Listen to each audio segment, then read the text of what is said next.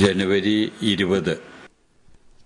ഇന്നത്തെ സുവിശേഷ ഭാഗത്തിലൂടെ യേശു നൽകുന്ന പ്രബോധനം അതിന്റെ സമഗ്രതയിൽ മനസ്സിലാക്കുകയും അത് വിജയപ്രദമായ രീതിയിൽ ജീവിതത്തിൽ അനുവർത്തിക്കുകയും ചെയ്ത വിശുദ്ധ സെബസ്ത്യാനോസിന്റെ തിരുനാളാണല്ലോ ഇന്ന് സഭ ആഘോഷിക്കുന്നത്.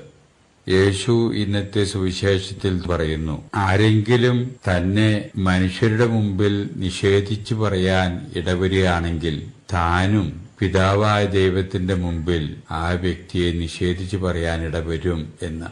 ആരെങ്കിലും തന്നെ മനുഷ്യരുടെ മുമ്പിൽ അംഗീകരിച്ചു പറയാൻ തയ്യാറാകുന്നു എന്ന് വരികിൽ ആ വ്യക്തിക്ക് തന്റെ ഭാഗത്തു നിന്നുള്ള അംഗീകാരത്തിന്റേതായിട്ടുള്ള പ്രവർത്തനങ്ങൾ പ്രതീക്ഷിക്കാമെന്നും പിതാവായ ദൈവത്തിന്റെ മുമ്പിൽ താൻ ആ വ്യക്തിക്ക് വേണ്ടി മാധ്യസ്ഥം വഹിക്കുമെന്നും ആ വ്യക്തിക്ക് വിശ്വസിക്കാമെന്നും യേശു വ്യക്തമാക്കുകയാണ് സുവിശേഷത്തിലൂടെ.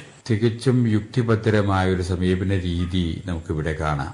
യേശുവിന്റെ ഈ വചനങ്ങൾ യഥാർത്ഥത്തിൽ ജീവിതബന്ധിയായി തീർന്നതിന്റെ അടിസ്ഥാനത്തിലും കൂടിയാകില്ലേ ചക്രവർത്തിയുടെ മുമ്പിൽ യേശുവിനെ നിഷേധിച്ചു പറയാൻ ആവശ്യപ്പെട്ടപ്പോൾ, യേശുവിനെ തള്ളിപ്പറയാൻ ആവശ്യപ്പെട്ടപ്പോൾ സെബാസ്റ്റ്യൻ അതിന് വഴങ്ങാതെ യേശുവിനെ അംഗീകരിച്ചു. യേശുവിനെ ജീവിതത്തിന്റെ തന്നെ ചാലകശക്തിയായിട്ട് ഏറ്റുപറഞ്ഞുകൊണ്ടും നിലയുറപ്പിക്കാൻ ഇടവന്നത്. അതിന്റെ ഫലം എന്ന രീതിയിൽ സെബാസ്റ്റ്യന് സ്വന്തം ജീവൻ തന്നെ ബലി കൊടുക്കേണ്ടി വന്നു.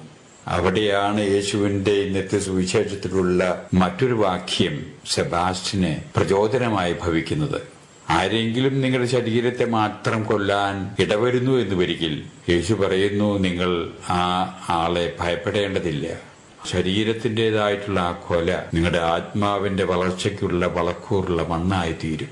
ഈ വക യാഥാർത്ഥ്യങ്ങൾ ഉള്ളിൽ താലോലിച്ച് അത് ജീവിതബന്ധിയാക്കിയിട്ട് തീർത്തതിന്റെ അടിസ്ഥാനത്തിലും കൂടിയാകില്ലേ സെബാസ്റ്റ്യൻ ധിരോദാത്തമായ രീതിയിൽ തന്റെ വിശ്വാസ ജീവിതം 100% ഫലപ്രദമായ രീതിയിൽ സ്വന്തം ജീവിതത്തിലും അതുവഴിയായി താൻ ഇടപെട്ട മറ്റു സഹോദരങ്ങളുടെ ജീവിതത്തിലും ഉത്തേജനം നൽകത്തക്ക വിധത്തിൽ ജീവിക്കാൻ ഇടവന്നത്.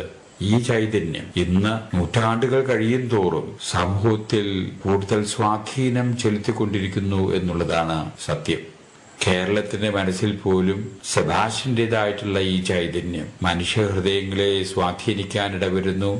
മനുഷ്യഹൃദയങ്ങൾക്ക് അത് ആവേശകരമാണ് എന്നതിന്റെ അടിസ്ഥാനത്തിലും കൂടിയാകെയില്ലേ സെബാസ്റ്റ്യനെ ചിന്തിക്കാത്തതും അനുസ്മരിക്കാത്തതും തിരുനാൾ എന്ന വിധത്തിൽ ആഘോഷിക്കാത്തതുമായിട്ടുള്ള ദേവാലയങ്ങൾ കേരളത്തിൽ തന്നെ വളരെ ചുരുക്കമായിട്ട് വന്നിരിക്കുന്ന ഒരു സ്ഥിതിയിലേക്ക് കേരളം വളർന്നിരിക്കുന്നത് എന്ന് വേണം വിചാരിക്കാൻ.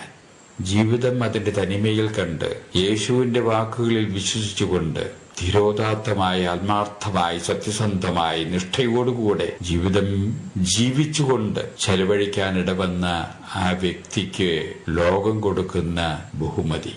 നമുക്കും ജീവിക്കുന്നതിന് വേണ്ടി തന്നിരിക്കുന്ന ഈ ജീവിതം നിഷ്ഠയോടും പ്രതിബദ്ധതയോടും കൂടെ ആത്മാർത്ഥമായി സത്യസന്ധമായി നാം വിശ്വസിക്കുന്ന വിശ്വാസങ്ങൾക്ക് അനുസൃതമായി ജീവിച്ചുകൊണ്ട് ജീവിതം ധന്യമാക്കാനുള്ള പ്രചോദനം ഇന്ന് തിരുനാൾ ആഘോഷിക്കുന്ന സെബാസ്റ്റ്യൻ നമുക്ക് നൽകട്ടെ എന്ന ആശംസയോടുകൂടെ എല്ലാവർക്കും തിരുനാളിന്റെ മംഗളങ്ങൾ ഞാൻ നേരുന്നു.